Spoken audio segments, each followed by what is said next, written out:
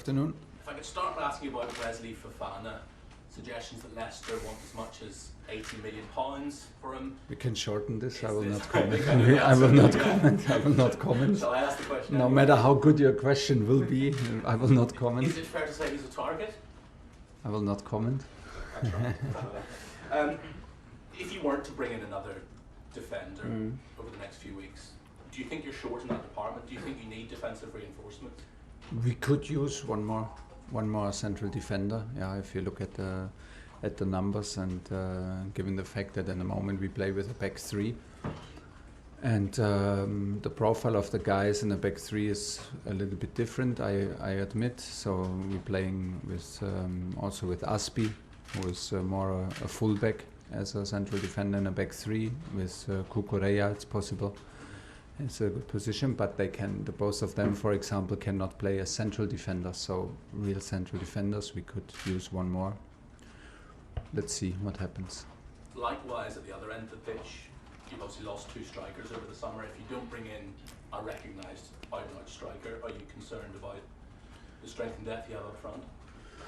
I think we could use and strengthen our squad in depth and strength in both, but you know, it's one thing what you wish for and one other thing what's possible, and it needs to be possible. And we're looking for top quality and top personalities, good characters, and real competitors on the highest level.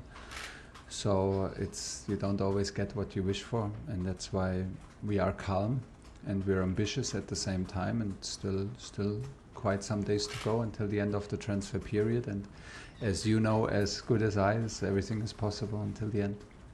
Again, I know the answer I'm going to get if I just give you a name, so I'm going to phrase the question differently. Yeah. No in comment. your time,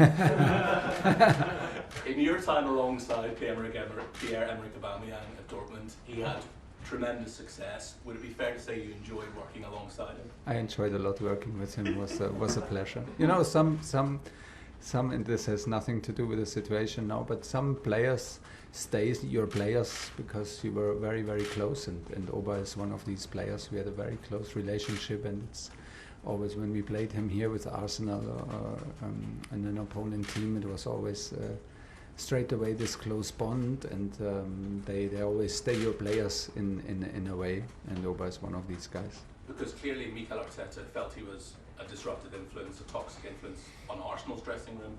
Yeah. You wouldn't have any concerns about him? No, because I experienced none of this, and this has nothing to do with the situation in Arsenal, which I will also not comment, and out of respect, and because it's not on me to comment, because I don't know what happened, but in Dortmund there was never an issue. Just one final question for me. Obviously you played Spurs 4 times last season, beat them 4 times. Yeah. Antonio Conte said himself back in January when you knocked them out of the League Cup, there's a huge gulf between the two sides. 7 months is a long time in football. Do you think they've closed that gap now? Do you think Spurs are now a side that are on a par with Chelsea? I never felt a huge gap in preparing these matches, because they are close matches and they are very competitive and very talented squad.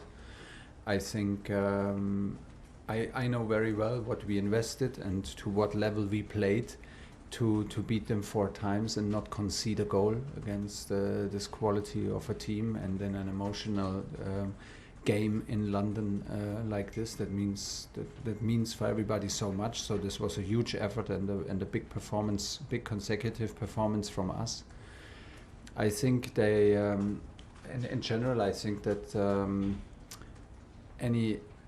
it's a bit I don't believe everything that Antonio Conte says in games like this, before games and after games. I admire him a lot, and I believe strongly that every team he trains competes for everything, no matter which team it is and what club it is. And this is what he proves right now.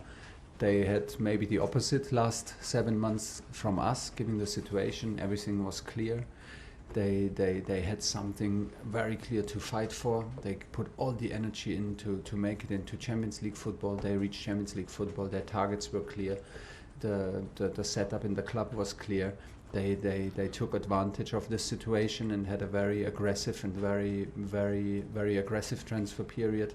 and a very straightforward and an excellent transfer period to strengthen their squad in quality and in depth, and that's why it's one of the toughest opponents, because that's what is always with Antonio Conte's teams, and that's what we're facing tomorrow.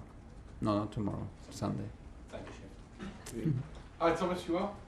Good. I appreciate your no commenting on quite a few things today, but Thanks. I do want to mention Pierre-Emerick Aubameyang again.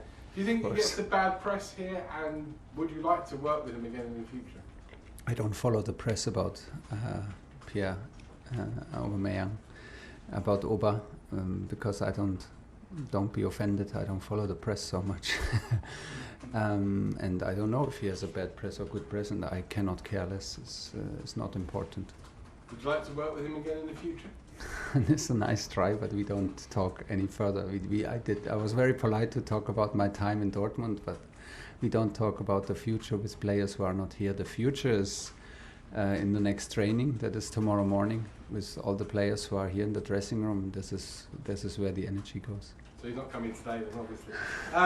Can I ask you about what it's going to be like playing in this heat on Sunday? I mean, this is quite demanding. I mean, it was quite demanding today. It was a huge difference from yesterday to today in terms of the heat, and it will increase until tomorrow. We adapted our training session times to early mornings.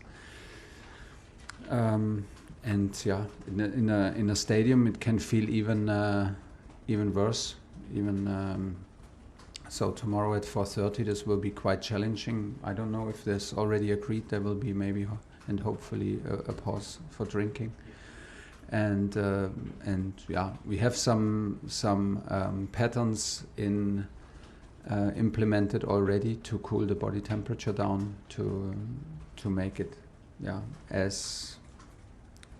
to improve the situation as much as possible, but it will be training for sure. It's a good job we've got 5 subs then. Yeah, absolutely, but it will be training for everybody. I think it will be very hot and very demanding physically tomorrow. Just one last one on Spurs and Antonio Conte. You've already spoken in glowing terms about your admiration for Antonio Conte, but you obviously kept Son and Kane fairly quiet last season. What is the secret? I don't tell you. No. No. I don't tell you, because I think we have to be very disciplined in certain regions of the game, and there's a huge. They stepped a level up in their game. They have they play in the same structure so far, but they have a pattern in their offensive pressing, and they have a pattern in their defensive attitude to defend. And this changes a lot, so it's very important that we are good on the ball. It's very important that we are the dominant team. Hopefully put the game into the opponent's half, and from there we need to control the counterattacks before everybody else sees the counterattack. So hopefully we don't talk too much about counterattacking, because they are one of the very best teams maybe in the world in counterattacks in these movements. And you are right, we did a fantastic job in closing it down. So the players were unbelievably disciplined and aware of the situations, and that's why we can never lose the structure, and we can never lose our head while we are attacking, because this is the moment. I believe this is the moment to stop the counterattacks. When the counterattacks start already, you're already in trouble, and you're in big trouble given the quality and the speed and the determination of Tottenham. So we need to be smart and stop the counterattacks before they start. John, BBC.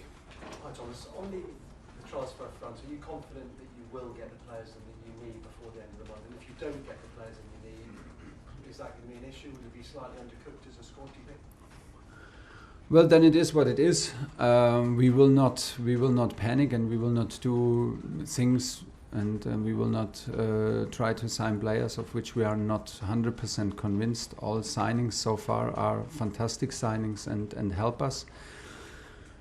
And it's to be very honest, a day by day business now to coach the team which is here and not lose your head as a coach too much about what could be, because what sense does it make if I lose my head now in the office and think about the team with players who are not here. So we are ambitious and we work hard to maybe strengthen our squad further, but at the same time we are calm and all the energy and the ambition goes into the group that is here, and we have still time, and maybe I can answer that question more precisely in September. Can I ask you one about, obviously Petr Cech has left. How much do you miss his influence around the place, and will he be replaced and asking for someone else to come in to replace him? We miss him a lot. I saw him in the last days, and he knows from me directly that we miss him a lot, and I know that a lot of people miss him a lot. He was on a daily basis here in the training center, and he was the person who lived the values and the attitude, what it takes to be a top competitor for Chelsea day by day. It was very impressive and was a huge help for me, an enormous support that I never experienced before in this kind of honesty, which is maybe his key quality in all his effort, that he's humble and super honest. So it was a fantastic relationship, but we have to respect his decision and need to maybe now we need to sort things out. We need to, like I said before, like everything is new, the line of communication is new, the level of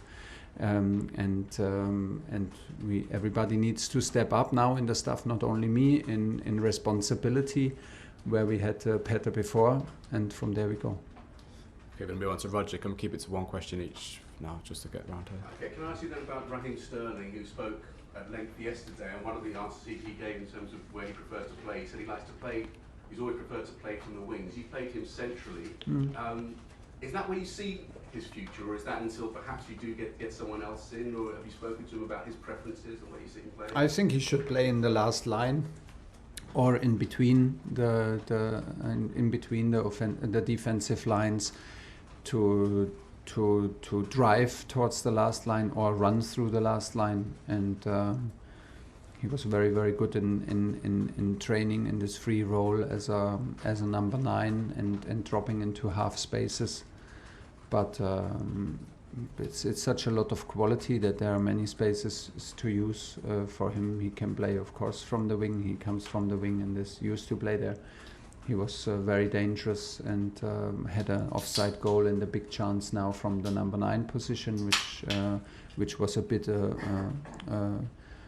a more free role for him to play, and I liked it a lot. And things are not finished. I mean, he came late into our pre-season, and things are not finished. But one thing is clear: the kind of impact he has physically, mentally, and in terms of quality is huge, no matter from where he plays.